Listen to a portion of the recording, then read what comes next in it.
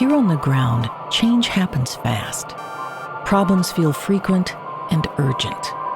It's loud and anxiety runs high. From a satellite view, the Earth looks the same as it did thousands of years ago. We've been here before. Let's learn from our past and shoot for a better future.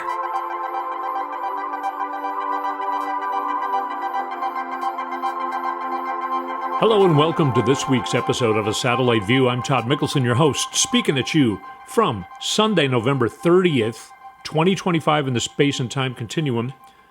Hope you had a nice Thanksgiving weekend. I did.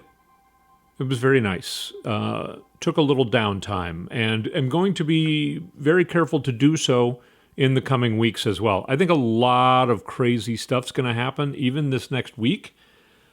I think a lot of it is going to be jarring, would be maybe an apropos word to use.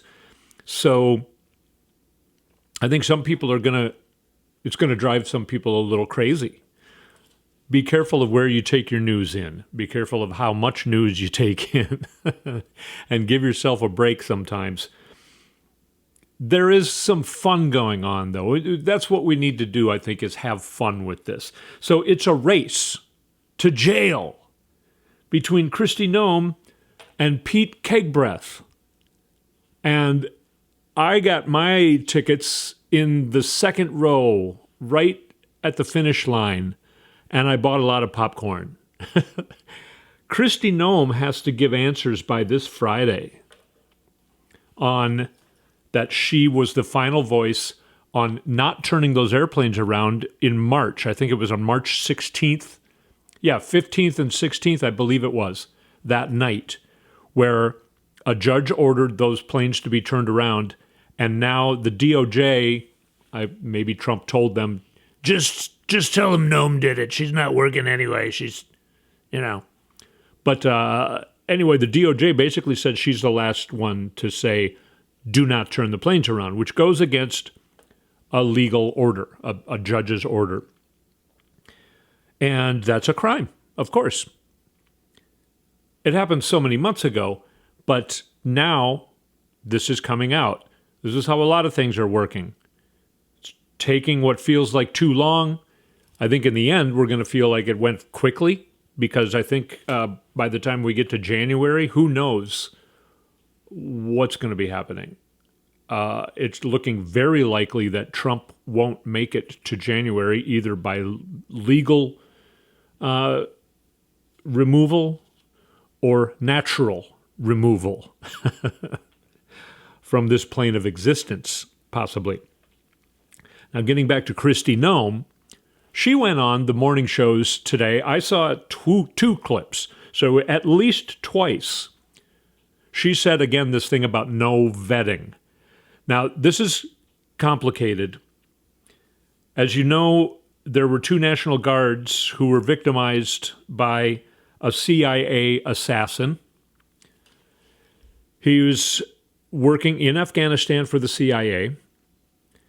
How he's been in the United States, and he was vetted a few times, it sounds like, including in April. Now, was he vetted? So he was given asylum by the Trump administration. I'm not going to use his name because I don't use the names of people who shoot other people, whether he was ordered to or not, by the way. There's a lot of speculation on all that's gone on, and we'll get into that a little bit later about why people are really speculating about what happened. But this CIA assassin was given asylum by the Trump administration. And Kristi Noem and what's her name, Judge Janine, they both said there's been no vetting. No vetting was done.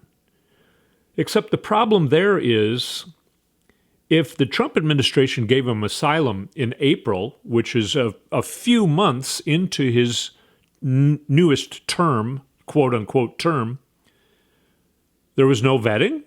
That means the Trump administration did no vetting on this guy. Kristi Noem pointed that out twice at least this morning on 2 different shows, Sunday morning shows. Judge Janine did it, I think, on Wednesday or Thursday. I think the shooting happened on Wednesday, the day before Thanksgiving. Interesting. Also, CIA assassin, a trained assassin, drives, I don't know, how long is it to drive from Washington State to Washington, D.C.? I mean, Washington State, almost way at the Pacific border. Is that 3,500 miles? It's more than 3,000 miles. He drove. And on the day before Thanksgiving, assassinates 2. There were more guards there. He shot 2 of them and then was taken into custody. And by the way, he was taken into custody, and there was a press conference that Kash Patel was at, and I don't know, the sheriff or some actual law enforcement person, some legitimate law enforcement person said that the suspect is in custody. And then Kash Patel went on the microphone and said, "We will get this person and get them into custody as quick as possible." Okay, they're already in custody, idiot. But anyway, Kash Patel, wow, a whole nother thing. He might be getting fired because of using airplanes to go see a concert of his girlfriend. Such a mess this administration is in. But right now, we're watching the race to jail between Kristi Noem and Pete KegBreth. Now, Pete KegBreth, the House Armed Services Committee Chair Mike Rogers, who's a Republican from Alabama, and the ranking member, a Democrat from Washington, Adam Smith. They're the House Armed Services Committee Chair and ranking member, and then also the Senate Chair and ranking member of the Senate Armed Services Committee. Their name is Roger Wicker, the Republican, and Jack Reed, the Democrat. They are going to be performing vigorous oversight on Pete KegBreth, who apparently, well, we all know that there's been war crimes committed here. Probably coming all the way from Trump. But KegBreth gave the order apparently on, September 2nd, I think? Seemingly not that long ago, where there was a boat with 11 people in it, and our military bombed it, shot it. Everyone died except 2 people. 2 people were clinging to the wreckage that was still on fire. And then they were like, what should we do now? And KegBreth said, kill them all. And then a second strike happened and killed those 2 people. Now, the first war crime is there's absolutely no proof that the reason they shot it was even a reason. Plus, the reason that they say they shot it is still a war crime, okay? It's the same thing that dictators, really nasty dictators, have done, where it's like, we're just going to kill the drug lords, okay? That's a war crime in itself. But there also was no proof that anybody on this boat was a warlord, a drug lord. And there was no proof that there were drugs on the boat. They're claiming, KegBreth and Trump are claiming that these boats are bringing fentanyl into the United States. Absolutely impossible. The boats were too small to go all the way to the United States. Some of them weren't even going in the direction of the United States. There's no way these boats could make it to the United States. And fentanyl's not coming in from Venezuela. So, first war crime is that they shot this boat in the first place. Second war crime is that there were 2 people who were no longer combatants, even by KegBreth's definition. So if KegBreth was in the right by saying these are combatants because they're trying to harm United States citizens by bringing fentanyl to the United States, is that a combatant? First of all, that's supposed to be for law enforcement, not military. So he's already wrong. But let's say that he was okay with that one. Let's say that one is not a war crime. than killing the two people who were no longer combatants because they could no longer harm American citizens because they were clinging for their life in the middle of the ocean to burning pieces of a blown-up boat, killing them instead of taking them as war prisoners. Again, there's no war. So killing them is definitely a war crime. And everybody seems to be saying it. JAGs, the lawyers within the military, many ex-JAGs, because the actual JAGs can't really, go on camera and talk to the press. But ex-JAGs are saying, yeah, absolutely. I mean, it could not be clearer that this is a war crime. So he is under vigorous oversight now by both the Senate and House Armed Services Committee for war crimes. Kristi Noem is she has to answer to the courts by Friday about why she thinks that it was not illegal for her to let those planes keep going and take a bunch of innocent people. She doesn't say they're innocent, but it was proven that 75% of them or more were innocent, had absolutely no crime record, and a lot of them were U.S. citizens. So she has to prove that she did not break the law. And if she says she did not break the law, she has to then prove that. I mean, she has to prove that she didn't break the law. She can't just by Friday say, I don't think I broke the law. She has to prove it. Is that going to happen? So which one is going to go to jail first? Are we going to have war tribunals for years to come? Or maybe quickly, next year? Maybe it'll happen like that. This regime will get taken down by January. We'll have war tribunals. And then all of a sudden, Pete KegBreth beats Kristi Noem to jail because Kristi Noem has to go through the court system, which is slower. I don't know. When's the last time we had war tribunals? After the Second World War? Other countries might have had them. I don't know. I don't know how this works. But the regime is falling. It is simply falling. Those are just a couple of the things that happened in the last couple of days. We're still in the Thanksgiving weekend. Did the news stop over the Thanksgiving weekend? No. We'll talk about some more things that happened just over the Thanksgiving weekend. We're not even covering the full week. We're just talking about what happened basically since Wednesday. And there's a lot more to talk about. Let's take a short break a little early, and I'll come back and we'll get restarted here. You're listening to A Satellite View. We'll be right back.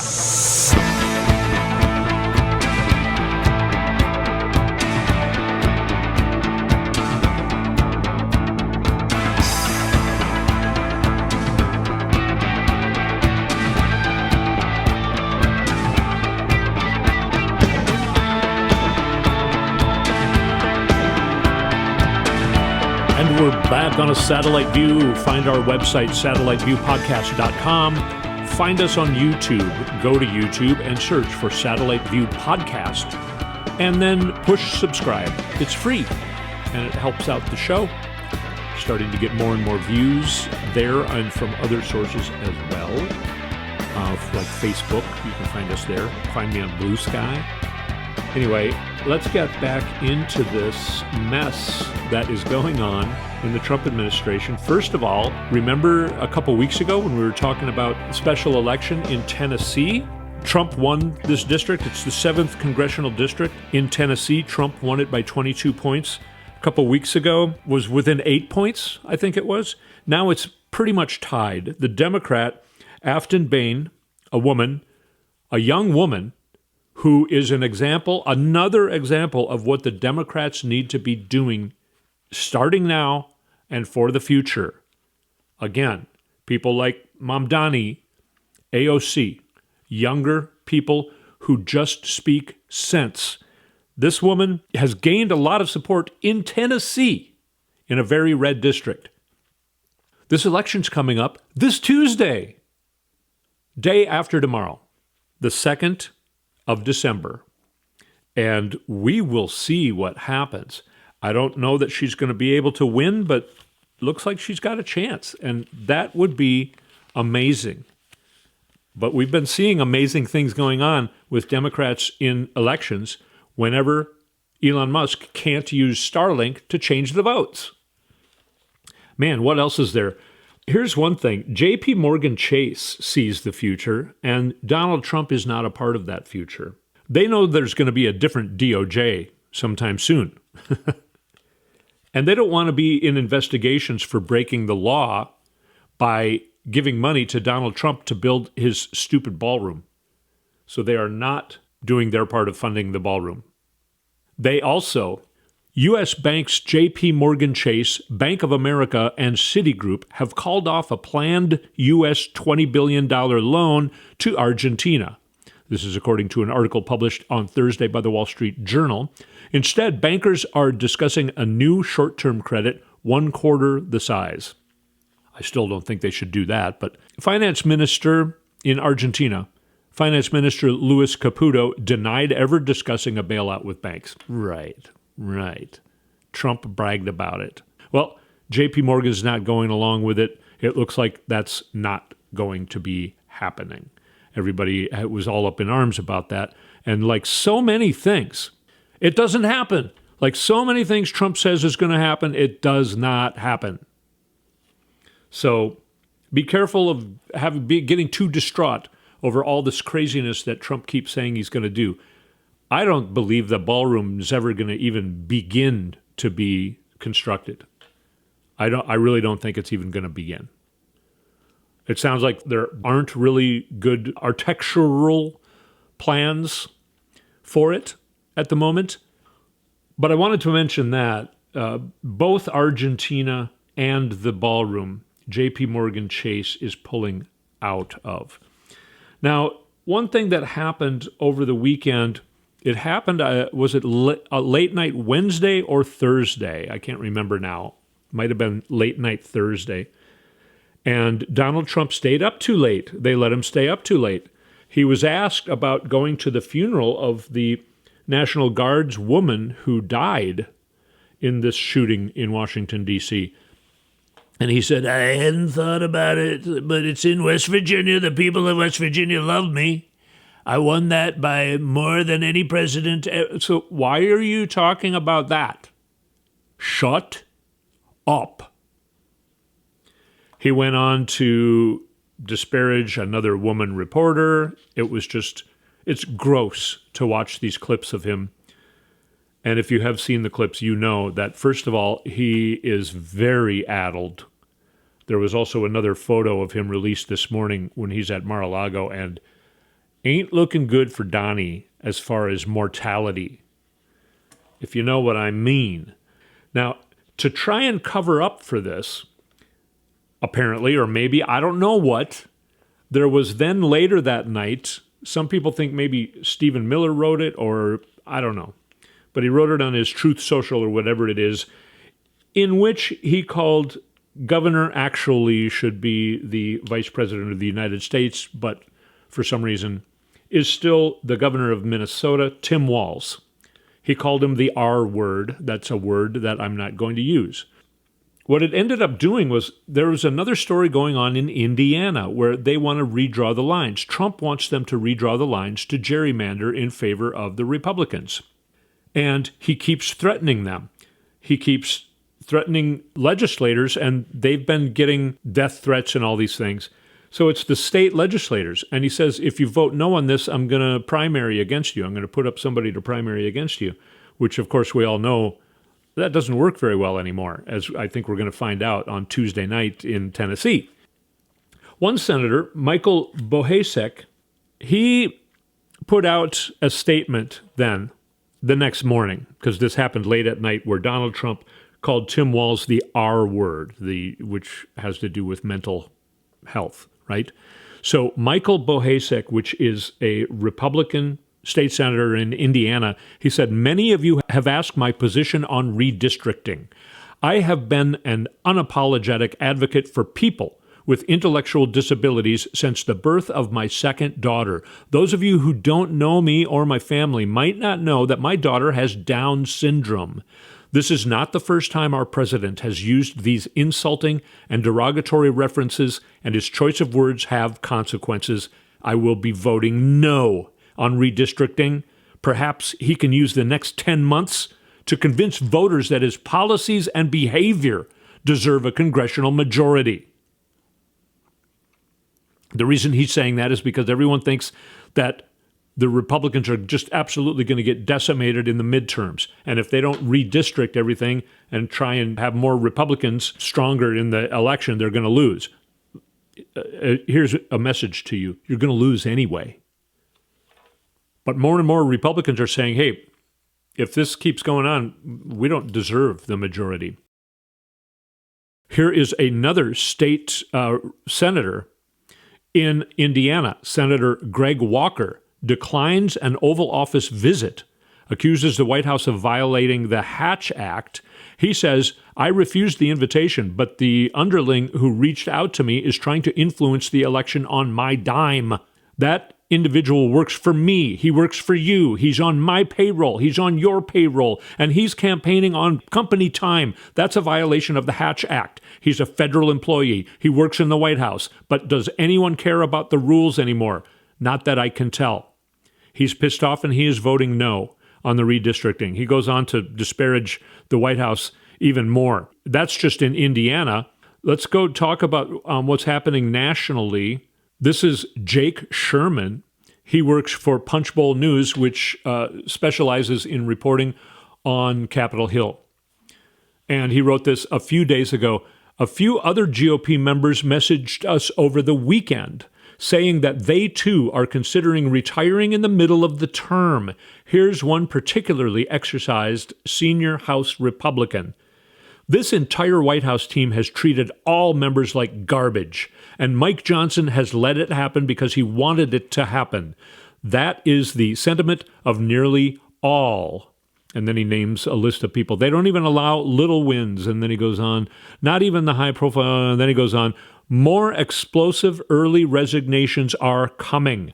It's a tinderbox. Morale has never been lower. Mike Johnson will be stripped of his gavel, and they will lose the majority before this term is out. That's what's going on. So far, 6 resignations just in the last few days. More to come. And many of them are saying they're not sticking around for the full term. So the Democrats will likely take the House before the next elections. I don't know that that's ever happened. I believe it has not happened. I would be surprised to find out if it had. So pretty crazy stuff going on. The Republican Party is falling apart, and the Trump administration is falling apart. So much so that people are speculating that this CIA assassin who drove from Washington State to Washington, D.C., and shot these 2 National Guard people, something that the administration seems to be using now in a few different ways to further disparage Democrats, to further disparage the 6 Democrats who came out and said that military personnel should not break the law, even if they're ordered to. They should not go through with an unlawful order, which is going to get a lot of people in trouble in this Pete KegBreth mess as well. But they're also using it as an excuse to get more National Guard victims, I'm going to start calling them, put into Washington, D.C., which I thought they said there's no crime anymore. But now they need 500 more National Guard victims to go there and pick up garbage and be the possible target of pissed off people. Was this just a pissed off person? Or did he get an instruction? He's had mental illness because of what happened in Afghanistan and all the things he witnessed, and he feels bad about getting some of his people in his, I don't think they call it a platoon, but, his grouping. He feels like he might have been responsible for getting a couple people killed. He feels guilty about it. He's had mental illness issues going on, a friend of his said, and What if he got a call saying, hey, I have another mission for you, soldier? People are speculating that that is what happened. I'm not even. But people are also speculating, as you know. Why is there no investigation of what happened to Charlie Kirk? Why is there no investigation of what happened on that first supposed Trump assassination attempt, where a bullet definitely did not hit his ear? All right? There is new news of somebody, a journalist, having a recording that was made at Mar-a-Lago right after that Butler, Pennsylvania, quote-unquote assassination attempt on Trump, where somebody had a recording device in her purse. I'm not going to go through the whole story, although it's kind of hilarious. But apparently on this recording, Donald Trump is heard saying, wow, they really fell for it. That was a good job. That worked out pretty well. Talking about that assassination attempt. Why has it not been released? Probably because of money. Also, this is sort of a discredited now journalist person, and maybe she'll release it to try and redeem herself? I don't know. But this administration has gotten so bad that the MAGAs, they're the ones who they really started to question what happened to Charlie Kirk. And they all have decided these are the MAGA gun nuts. These are the guys who really know about guns, way too much about guns. And they are 100% positive that the person that is being held in custody as the suspect who assassinated Charlie Kirk is not the right guy. They're the ones who think that. So now everybody is going further and questioning what happened in Butler, Pennsylvania, and this assassination of these two National Guard victims. So Donald Trump can't do anything that even the MAGA people will accept anymore. One last thing here. Again, Ukraine and Russia. Things are actually really heating up. A lot of speculation that NATO might make a move against Russia. I talked about that a little bit last week, but it goes on and on. I'm going to read to you again, Anna from Ukraine. Big explosion near Moscow. That was 7 days ago. I believe I reported on that. That was a big power plant near Moscow where they felt and heard and saw the explosion and fires. Let's go to 6 days ago. Russia's economic collapse is exposed. Also 6 days ago, Kremlin in panic. No money for the Russian army. Russian soldiers are not getting paid. More huge explosions in another town 5 days ago. 4 days ago, Moscow's agents operating in Washington. That's the whole thing about, what's his name, being a Russian agent. Donald Trump's friend, he's just a realtor, but he calls him the Russian envoy, Steve Witkoff. There was released a transcript of a recording of him talking to Russians, counseling them on how to talk to Donald Trump and how to get Donald Trump to go along with what they want. So he's being a counselor to Russia, not Ukraine, and not the United States. That's what she's talking about there. Let's go to 3 days ago on Anna from Ukraine. Europe strikes back. Russia attacks trigger NATO.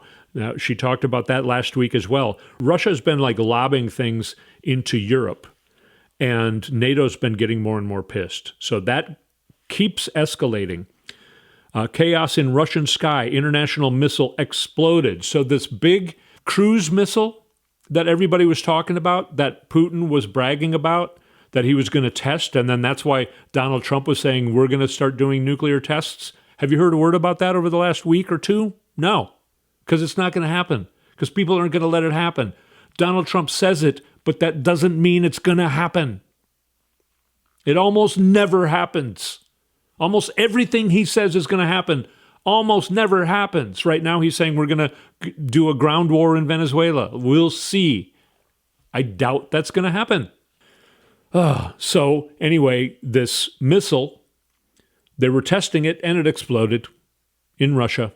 So the missile doesn't work. So everyone who was scared of the missile, you don't need to be. A lot of us weren't because we foresaw this, because this is the kind of stuff that always happens. Russia's shadow fleet collapses under naval strikes. This is big explosions of 2 oil tankers off of Turkey from the shadow fleet that Russia has. That's supposed to be secret. Yet Ukraine sent underwater drones and blew these ships up. Remarkably, the people on the ship were able to escape, but the ship exploded and lit on fire, so the ship is unusable. Ukraine keeps hitting Russia. We hear about Russia lobbing bombs into Ukraine all the time, but we don't hear about this hitting Russia. I do want to give a shout out to CBC News Network in Canada, who did report on this. They are kind of more like a mainstream media in Canada. They did a report on this particular incident. So the crumble still happens in Russia. We talked last week about that people are freezing to death and starving in Russia in suburbs of Moscow. It's getting nasty in Russia. The people are no longer supporting the Kremlin. The Kremlin is walled off pretty much. That keeps going on. I know it's taking too long.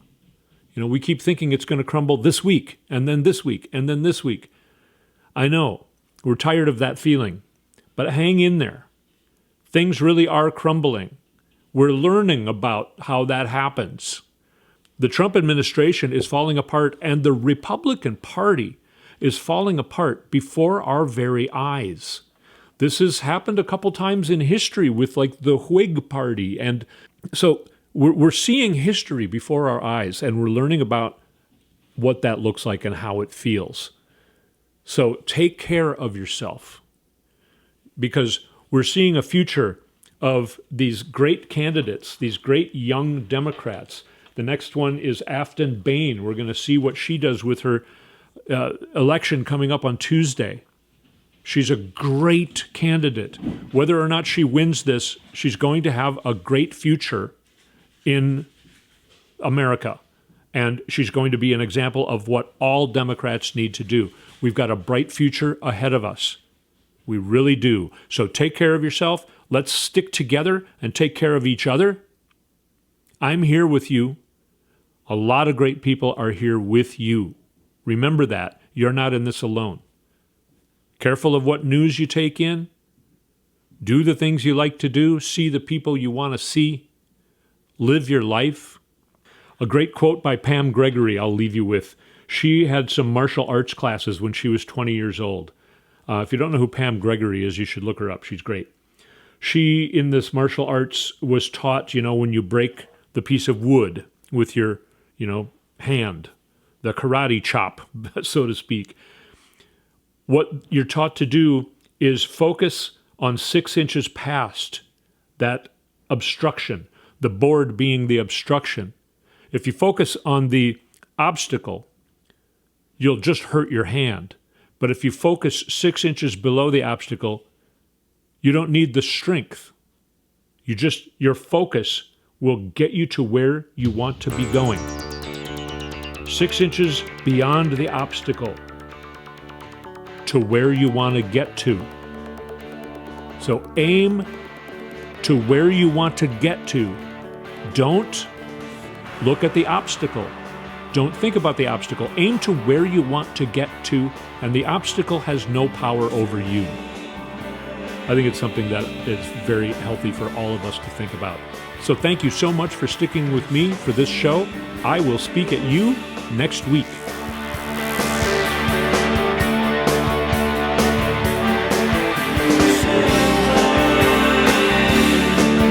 You've been listening to A Satellite View with Todd Mickelson. Go to toddmickelson.com for links and more information.